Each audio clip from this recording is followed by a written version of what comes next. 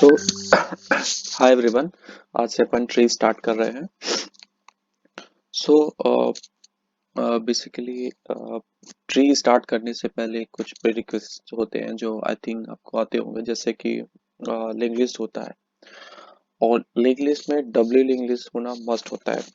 Okay, सो tree जब आप करते हो तो बेसिकली ट्री में तीन चीजें होती हैं। एक पहले स्ट्रक्चर देख लेते हैं ट्री का, है ना। सो ट्री में बेसिकली तीन चीजें होती हैं। एक लेफ्ट होता है, एक मेन डेटा पार्ट होता है और एक राइट साइड होता है। ठीक है, हर ट्री में ये होता है, वो चाहे किसी भी टाइप का ट्री हो, बाइनरी ट्री हो, बाइनरी सर्च ट्री हो, बी ट्री हो, एवीएल हो, कुछ भी हो, है ना। तो हर ट्री में ये एक बेसिक स्ट्रक्चर होता है। सो ये बेसिक स्ट्रक्चर कहाँ से आता है ना, पहले इस बात को ध्यान में कर लेते हैं। सो इससे पहले आपने अगर लिंक लिस्ट पढ़ा हो तो लिंक लिस्ट का एक पार्ट होता है जिसपे होता है W link list. So W link list actually क्या करता है? तो डब्ल्यू लिंक लिस्ट एक्चुअली क्या करता है कि यहाँ पे जो उसका मेन पार्ट है, ये एरिया। सो यहाँ पे वो डाटा स्टोर करता है। यहाँ पे वो प्रीवियस जो नोड होता है उसका पॉइंटर स्टोर करता है या फिर नल, और यहाँ पे जो उसका नेक्स्ट नोड होता है उसका पॉइंटर या फिर वैल्यू स्टोर करता है। ठीक है, सेम स्ट्रक्चर क्या करता है, ट्री यूज करता है। सो अगर सेम स्ट्रक्चर ट्री यूज करता है तब तो डब्ल्यू लिंक लिस्ट हो गया, है ना। But there is difference. So difference ये है कि जो लिंक लिस्ट या डब्ल्यू लिंक लिस्ट होता है वो लीनियर डाटा स्ट्रक्चर होता है। लीनियर डाटा स्ट्रक्चर मतलब हम उसमें सिक्वेंशियली ट्रेवल्सल कर सकते हैं, राइट। बट जहां से ट्री स्टार्ट होता है, यहाँ से जो लीनियर डाटा स्ट्रक्चर वाली बातें होती हैं वो खत्म हो जाती हैं। यहाँ से नया एक टेक्निक स्टार्ट होता है जिसे हायरार्किकल बोलते हैं या फिर नॉन लीनियर बोल सकते हैं। सो ट्री बेसिकली क्या है, एक नॉन लीनियर डाटा स्ट्रक्चर है। इसे अपन सिक्वेंशियली नहीं कर सकते हैं, राइट। और साथ में नॉन लीनियर डाटा स्ट्रक्चर के साथ ये एक हायरार्किकल डाटा स्ट्रक्चर है, राइट। सो बेसिकली आप जो ट्री देखते हो वो कुछ इस टाइप का होता है। एक ये नोड हो गया, फिर उसका एक लेफ्ट हो गया, राइट हो गया, फिर जो लेफ्ट राइट है उनके भी कुछ लेफ्ट हो गए, राइट हो गए, और फिर उस ऐसा, सो कुछ ऐसा देखते हो, है ना। सो ये जो एक नोड है उसका स्ट्रक्चर कुछ इस टाइप का होता है, मतलब एक लेफ्ट साइड का होता है और एक राइट साइड का होता है और एक बीच का नोड होता है। So basic structure I think आपको समझ में आ गया होगा, और ये डब्ल्यू लिंक लिस्ट से किस टाइप से डिफरेंट है वो भी आपको क्लियर हो गया होगा। ओके, सो अभी आगे बढ़ते हैं। सो ट्री में कुछ बेसिक पॉइंट्स होते हैं जो या तो मैं आपको आगे चलते चलते बताऊंगा जो ये कंप्लीट कोर्स होता जाएगा, या फिर कुछ अभी बता देता हूँ। जैसे इसको एक नोड बोलते हैं, और ये सभी को आता होगा, और ये एक एज होता है ना। सॉरी, ये एक नोड होता है, ये एक एज होता है। इतना बेसिक चीजें आप जान लो, फिर आगे अपन डिस्कस करते जाएंगे। ठीक है, ओके। सो जो अपन पढ़ते हैं, बेसिकली अपन जो डाटा स्ट्रक्चर यूज करते हैं वो बेसिकली थ्री टाइप के डाटा स्ट्रक्चर ट्री के अंदर यूज करते हैं। ये एक ट्री नहीं, ट्री के अंदर यूज करते हैं, ठीक है। सब जिसमें से सबसे पहले आता है अपना बाइनरी ट्री। ठीक, बाइनरी ट्री। बाइनरी ट्री को बोलते हैं। ट्री जो होता है उसमें सिर्फ दो नोड नहीं होते हैं। ये कोई ऐसा फिक्स नहीं है कि सिर्फ दो ही नोड हो सकते हैं। मोर देन वन हो सकते हैं या फिर बिल्कुल भी नहीं हो सकते। बट जहां से बाइनरी ट्री वाली बात आ जाती है, ये बाइनरी ट्री क्या करता है कि एक प्रॉपर्टी लेके आता है जिस प्रॉपर्टी के अकॉर्डिंग किसी भी एक ट्री में मोर देन टू उसके चाइल्ड नहीं हो सकते, मतलब किसी भी एक नोड में मोर देन टू उसके चाइल्ड नहीं हो सकते हैं, राइट। जैसे ये वाला सेक्शन हो गया, ये सेक्शन। जैसे ये नोड है तो इसके मैक्सिमम सिर्फ टू ही जो है तो चाइल्ड नोड हो सकते हैं। ऐसा कोई तीसरा चाइल्ड नोड नहीं हो सकता। ये जो प्रॉपर्टी लेके आता है वो बाइनरी ट्री लेके आता है। ठीक, अब बाइनरी सर्च ट्री क्या होता है? सो वो एक बेसिक प्रॉपर्टी होती है कि अ, जो वैल्यू है जो कि नोड से लेस देन वैल्यू है वो लेफ्ट साइड जाएगी, नोड से ग्रेटर देन जो वैल्यू है वो राइट साइड जाएगी। सो ये बेसिकली कई कई जगह पे मिनिमम मैक्सिमम फाइंड करने में भी काफी हेल्प करता है, ठीक है। सो यहाँ पर अगर अपन बाइनरी बाइनरी ट्री तक की बात करें, तो बाइनरी ट्री तक की बात करें तो जैसे यहाँ पे अपन कोई भी वैल्यू स्टोर कर सकते हैं। जैसे यहाँ पे अपन ने 10 स्टोर कर दी, यहाँ पे 11 स्टोर कर दिया, यहाँ पे 4 स्टोर कर दिया। बट जब अपना ये सीन चल के अपना जो है तो बाइनरी सर्च ट्री पे आके रुकता है ना, बाइनरी सर्च, सो बाइनरी सर्च ट्री पे आके रुकता है। सो ये चीज सडनली चेंज हो जाती है, और चेंज किस टाइप से होती है कि जो ये 10 वाली वैल्यू है, ये नोड पे तो कोई इफेक्ट नहीं पड़ता है, पर जो नोड के लेफ्ट वाली साइड जो वैल्यू है वो हमेशा नोड से छोटी रहेगी, यानी जो 4 है वो इस साइड आएगा, और ये जो 11 है वो इस साइड जाएगा। ठीक, ये होता है अपना बाइनरी सर्च ट्री। इसके बाद नेक्स्ट आता है अपना एवीएल ट्री, है ना। एवीएल ट्री आई होप सबको पता होगा। एक्चुअली एवीएल ट्री क्या होता है कि बेसिकली जैसे अपन ट्री में ट्रेवर्स करते हैं, राइट, है ना। सो सपोज करो ट्री एक ही साइड होता जा रहा है, जैसे वेट अ सेकेंड, हाँ, सो जैसे ये ट्री हो गया, ठीक, और फिर एक और हो गया, फिर ऐसा हो गया। So wait a second, okay. So suppose करो कोई वैल्यू यहाँ पे है, इस एरिया में कोई वैल्यू है, और अपन ने उस वैल्यू को सर्च करना है, सॉरी, सो कोई वैल्यू अगर इस एरिया में है और अगर अपन ने सर्च करना है तो अपन को पूरा ये ट्रेवर्स करके यहाँ तक आना पड़ेगा, राइट। सो ये जो इससे जो होता है कि एक इससे जो होता है, जो ट्रेवर्सल की जो कॉम्प्लेक्सिटी है वो इंक्रीज होती है ना, कॉम्प्लेक्सिटी इंक्रीज होती है और रिट्रीविंग करने में काफी टफ होता है। सो इसको रिमूव करने के लिए एक एवीएल ट्री का कॉन्सेप्ट लाया गया। सो एवीएल ट्री का कॉन्सेप्ट एक्चुअली क्या करता है कि वो क्या करता है कि आप ट्री को मॉडिफाई कर दो, ट्री को मॉडिफाई कर दो, और इस फॉर्म में कर दो कि अगर अपना लेफ्ट जाए राइट जाए तो ज्यादा कोई डिफरेंस नहीं होना चाहिए, है ना, ज्यादा कोई डिफरेंस नहीं होना चाहिए। अब वो क्या डिफरेंस है, जो कीवर्ड है, ये क्या डिफरेंस है, वो अपन तभी पढ़ेंगे जब अपन एवीएल पढ़ेंगे। सो फाइनली अभी सो ट्री में सबसे पहले बात आती है एक इंसर्शन की, like, okay wait a second, okay. So मैंने सबसे पहले बताया कि आपको ट्री का ये स्ट्रक्चर पहले बताना है। सो अगर आप जैसे सपोज मैं जावा में आपको कोड करा रहा हूँ। सो सबसे पहले तो आपने क्या बनाना है, एक नोड का ट्री का स्ट्रक्चर बनाना है। सो बेसिक एक स्ट्रक्चर एक सेल ट्री का कुछ इस टाइप से होता है, ठीक। सो जैसे अपन ने क्लास बनाई, class node, right, class node, ठीक है। अब क्लास नोड में 3 वेरिएबल होंगे। फर्स्ट वेरिएबल होगा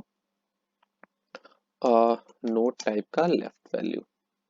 अब ये नोड टाइप की लेफ्ट वैल्यू क्यों हो गई, इंट अपन ने क्यों नहीं रख लिया, कुछ भी क्यों नहीं रख लिया, राइट। सो ये कंफ्यूजन अभी क्लियर करते हैं।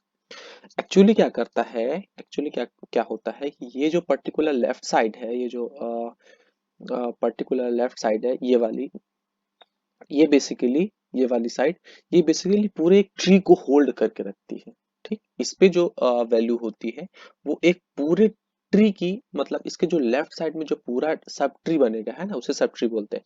सो जो ये लेफ्ट साइड उसका पूरा चाइल्ड होगा वो भी तो एक ट्री होगा, है ना। सो उस पूरे ट्री की वैल्यू को होल्ड करके रखता है। सो इसलिए अपन जो ये लेफ्ट और राइट का जो पॉइंटर का सीन बनाते हैं वो नोड के टाइप का होता है। सो नोड के टाइप का मतलब क्या कि ये जो ट्री का जो यहाँ पे जो वैल्यू स्टोर होगी वो एक ऐसी वैल्यू होगी जिसमें मेनली 3 सेल्स होंगे, उसका भी एक लेफ्ट उसका भी एक राइट, यानी ये इसमें जो वैल्यू स्टोर होगी वो भी जैसा ये है एकदम वैसे उसकी कॉपी ही होगी, है ना। मतलब सेम ये चीज नहीं होगी, बट जैसा इसका स्ट्रक्चर है वही सेम स्ट्रक्चर होगा। सो ये भी एक पूरा नोड है ना, पूरा एक नोड है, इसका में भी एक लेफ्ट है, इसका एक डाटा वैल्यू है, इसका भी एक राइट साइड है। सो इस पूरे को ये अपने लेफ्ट में स्टोर करेगा, इसलिए अपन पूरे जो नोड वैल्यू है उसको यहाँ पे लेते हैं, ठीक है।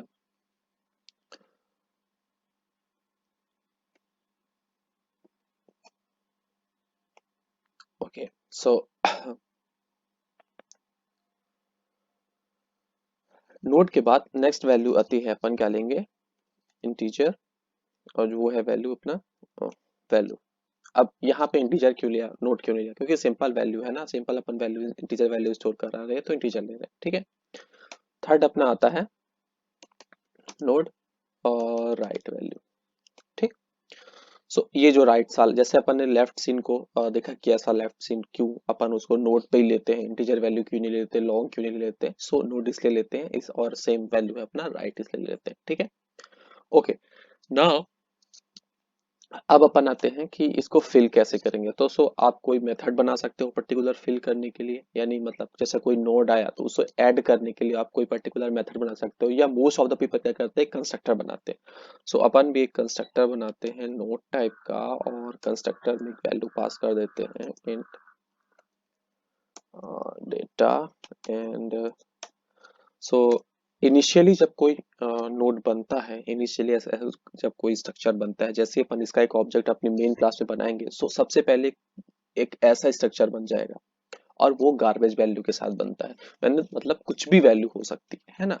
और अगर अपन उस गार्बेज वैल्यू को क्लियर नहीं करें, सो बेसिकली क्या होता है कि वो कोई भी वैल्यू, कोई भी पॉइंट, अगर अगर सपोज करो अपन लीफ नोड पे है, ठीक है, लीफ नोड पे है, तो अपन क्या सपोज करते हैं कि लेफ्ट और राइट दोनों अपने नल होने चाहिए, राइट। सो लेफ्ट और राइट जो अपने अगर अपन उसको नल वैल्यू असाइन नहीं करते हैं तो वो गार्बेज वैल्यू को होल्ड करके रखेंगे, और अगर गार्बेज वैल्यू को होल्ड करके रखेंगे, सो अगर अपन कोई भी ट्रेवर्सल करते हैं, सो अगर गार्बेज वैल्यू है तो वो गार्बेज वैल्यू पे चला जाएगा, और इस तरह जो अपना ट्रेवर्सल पूरा खराब हो जाएगा। ओके, सो इसलिए अपन जब भी वैल्यू को असाइन करते हैं, जब भी नोट पे या फिर ट्री लिस्ट उसमें भी करते हैं वैल्यू, सो सबसे पहले अपन एक पहले सेल क्रिएट करते हैं। सो जैसे ही आप एक सेल क्रिएट करते हैं, कुछ इस टाइप का स्ट्रक्चर क्रिएट हो जाता है, और इस स्ट्रक्चर में सबसे पहले अपन लेफ्ट वाली वैल्यू को नल कर देते हैं, और राइट वाली वैल्यू को भी अपन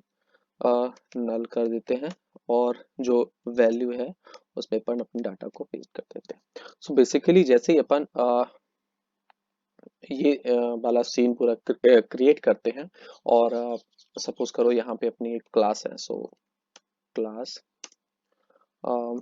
ए, और क्लास ए के अंदर public static wide main. Okay, so public static wide main है, और उसके अंदर अपन एक काम करते हैं कि नोड का n1 equals to new node, node एक ऑब्जेक्ट बनाते हैं, ठीक। और ये नोड का ऑब्जेक्ट जैसे ही अपन बनाते हैं, सो इस पे मान लो अपन जैसे नोड का कंस्ट्रक्टर है, तो यहाँ पे अपने को वैल्यू पास करनी पड़ेगी। सो अपन ने जैसे 10 वैल्यू पास की, सो जैसे ही अपन ने 10 वैल्यू पास की, ये वैल्यू चली जाती है सिंपल। अब बताता हूँ कि स्ट्रक्चर कैसे क्रिएट करता है। सो यहाँ तक जब तक अपन ने क्लास वगैरह कुछ नहीं लिखा, पब्लिक स्टैटिक वाइड मेन के अंदर कुछ भी नहीं लिखा, पूरा कोड तुम लिख दो, कोई मतलब नहीं होता। यानी जब तुम्हारा पूरा कंट्रोल इस, ये जो मेन मेथड है उसके अंदर से रन होता है। सो जैसे ही अपन यहाँ पे नोड n1 लगाया, ओके, अभी न्यू नोड पे अपन नहीं गए हैं, सिर्फ नोड n1 लगाया। सो सबसे पहले जैसे ही नोड अपन ने n1 लिखा, एक ऑब्जेक्ट क्रिएट हुआ जो कि इस टाइप का था। अभी स्ट्रक्चर नहीं बना है, ठीक, अभी स्ट्रक्चर नहीं बना है। ओके, सो एक नोड का ऑब्जेक्ट क्रिएट हुआ, ठीक, यानी कुछ भी होगा, मतलब कोई भी एक ऑब्जेक्ट होगा जो कि एक बेसिकली नोड को प्रिफर करेगा, ठीक। अभी ये इतना सीन बन गया अपना। अपन ने असाइनमेंट लगाया कि मतलब अब ये किसको जो है तो किसको पॉइंट करेगा। ओके, सो ये किसको पॉइंट करेगा, अब होगा वो वाला सीन।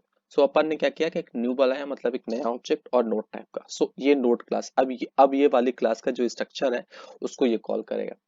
सो मैंने क्या किया कि एक स्ट्रक्चर बनाया। अब स्ट्रक्चर बनाया कुछ अ, इस तरह का, ये ये स्ट्रक्चर अपन ने बनाया, ठीक। अब ये यहाँ तक वैल्यू भी अपनी आ गई, ये यहाँ तक वैल्यू हो गई। अब इसके अंदर ये देख रहा है कि कोई वैल्यू पास हो रही है, यानी इसने सर्च किया कोई भी कंस्ट्रक्टर, ये एक नोड कंस्ट्रक्टर मिला, और नोड कंस्ट्रक्टर एक वैल्यू ले रहा है जो कि डाटा है। अब ये नोड कंस्ट्रक्टर डाटा वैल्यू ले रहा है, यानी इसके अंदर जो भी कोड है अब ये एग्जीक्यूट होने वाला है। तो इस कोड में सबसे पहली लाइन क्या हो रही है कि जो लेफ्ट वाली वैल्यू है वो नल हो रही है, यानी अभी तक ये जो ऑब्जेक्ट है, ये जो स्ट्रक्चर है, ये तैयार हुआ, यहाँ पे गार्बेज वैल्यू थी, यहाँ पे गार्बेज वैल्यू थी, यहाँ पे गार्बेज डाटा था, यहाँ पे भी गार्बेज वैल्यू थी, ठीक। अब यहाँ पे सबसे पहले नल वैल्यू असाइन हो रही है, तो अपन ने यहाँ पे नल वैल्यू असाइन कर दी। फिर यानी ये लाइन एग्जीक्यूट हो गई। फिर नेक्स्ट लाइन एग्जीक्यूट हुई, यानी राइट। राइट में भी नल वैल्यू असाइन हो गई, ठीक। फिर नेक्स्ट लाइन एग्जीक्यूट हुई, यानी वैल्यू, सो वेल वाला ये वाला पार्ट है वेल, और वेल में अपन ने डाटा असाइन कर दिया और डाटा क्या था अपना 10 था। सो इस तरह अपना एक सेल क्रिएट होता है। ठीक। अब इस अब आप डिफरेंट डिफरेंट सेल को क्रिएट करके उसकी वैल्यू को अपन रखते जाते हैं। ठीक। अब जैसे यहाँ पे एक छोटा सा और नोड बनाता हूँ। So node n2 equals to new node of size मान लो 20 है। ठीक। 20 साइज का एक और नोड है, और इसको अपन ने क्या असाइन कर दिया कि जो n1 का जो लेफ्ट वाली वैल्यू है, n1 की जो लेफ्ट वाली वैल्यू है उस पे अपन ने डाल दिया क्या, n2 डाल दिया। अभी देखते हैं ये कैसे काम करता है। ओके। सो अपन ने क्या किया कि एक अपन ने क्या किया, एक दूसरा नोड बनाया। आप सबको क्लियर होगा कि दूसरा नोड कैसे बनना है। ठीक है। सो ये एक दूसरा नोड बना। ठीक। ये एक दूसरा नोड बना। अभी ये वाली लाइन एग्जीक्यूट नहीं हुई है ना, तो इसको भी कोई भी मतलब नहीं है। अभी ये इसी लाइन में अपन काम कर रहे हैं, तो इस लाइन में सबसे पहले लेफ्ट को अपन ने नल बनाया। ठीक। फिर वैल्यू अपन ने 20 इंसर्ट किया, और फिर राइट को भी अपन ने नल बना दिया। ठीक। अब अपन ये लाइन एग्जीक्यूट करने के बाद जब ये लाइन पे देखते हैं तो ये पे कुछ बोलता है कि जो n1 था, यानी ये वाला ऑब्जेक्ट, इसका जो लेफ्ट वाला पार्ट था उस पे कुछ आप डाल दो। यानी ये तो पब्लिक है तो इनको अपन एक्सेस तो कर सकते हैं। सो यहाँ से अपन डायरेक्टली मॉडिफाई कर रहे हैं कि जो n1 का जो ऑब्जेक्ट है, यानी इस ऑब्जेक्ट का लेफ्ट वाला पार्ट, यानी ये वाला पार्ट, सो ये वाला जो पार्ट है, इस वाले पार्ट पे अपन n2 को डाल दो। तो n2 क्या है, n2 ये है। ठीक। सो अपन ने क्या किया कि लेफ्ट वाले पार्ट में n2 को डाल दिया, यानी इस वाली जगह में ये इसका जो ऑब्जेक्ट है वो स्टोर हो रहा है, यानी यहाँ पे ये कुछ नहीं है। ठीक है। यहाँ पे जो भी वैल्यू है इसकी ये स्टोर हो जाए। So this is the basic insertion of the tree. Next पे अपन बात करेंगे, नेक्स्ट अपन थोड़ा सा डिलीशन पे बात करेंगे, अगर होगा नहीं उसके बाद अपन सीधे बाइनरी और उसके ट्रेवर्स पे काम करेंगे। ओके।